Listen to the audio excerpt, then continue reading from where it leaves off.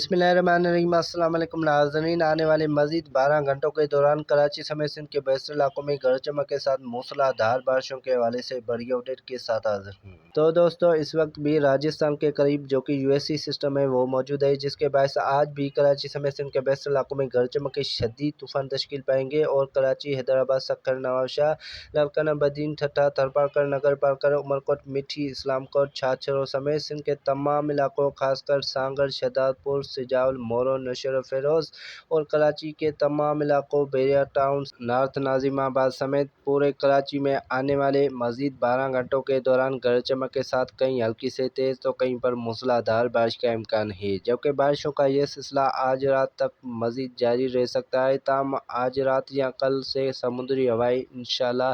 कराची समेत सिंध के बेशतर इलाकों में बहाल होना शुरू हो जाएंगी और आज भी कराची समेत सिंध के बेशतर इलाकों में कहीं हल्की से तेज तो बाज़ मकामात पर मूसलाधार बारिश का इम्कान है।